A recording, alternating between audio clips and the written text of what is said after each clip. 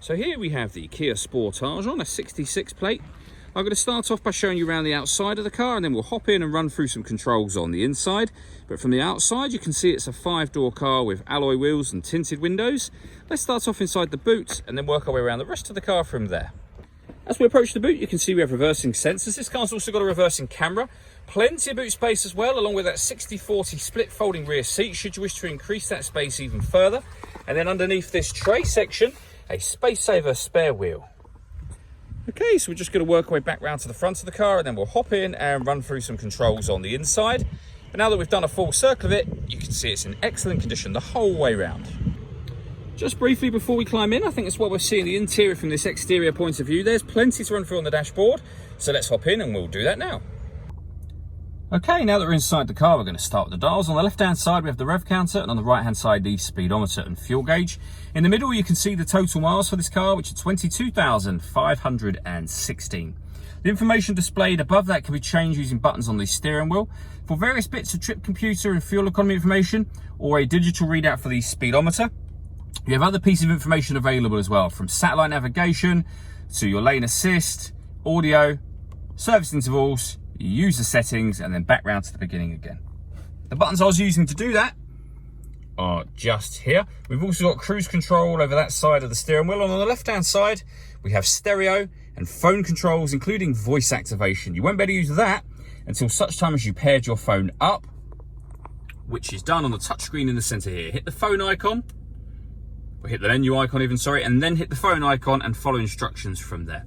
When it comes to music, we have the radio, of course, and you can see we have DAB, FM and AM radio. If you want to listen to your own music, you can do. You'd hit that media tab, which is grayed out at the moment, as you can see, and that's because nothing is connected. You can connect up an auxiliary device, a USB device. You can also stream your music wirelessly via Bluetooth audio. And on top of that, this car has got Android Auto, as you can see in the bottom corner there, and Apple CarPlay as well. So plenty of ways to listen to your music in this car. We've also got satellite navigation accessed just there.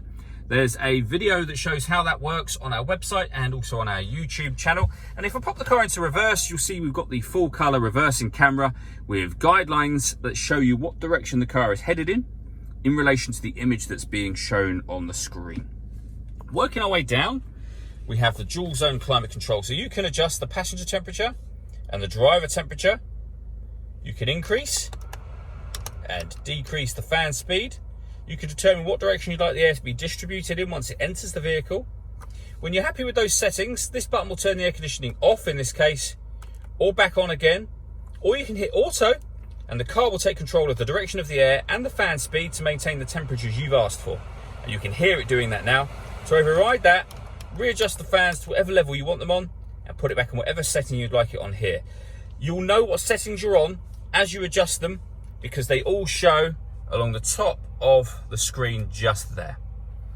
Below that, we have heated driver and passenger seats, both with 3 different heat settings each. We then have 2 12-volt charging sockets, as well as the auxiliary and USB inputs just there. We have the gear lever for the fully automatic gearbox. We can turn off the parking sensors. We can turn off the stop and start. So this car is designed to cut out when it's stationary in traffic to save you fuel. And then these 2 buttons here, starting with this one, will turn on the downhill brake control, and we'll put the driving mode in sport. We'll take sport off again, or we can take downhill brake control off as well.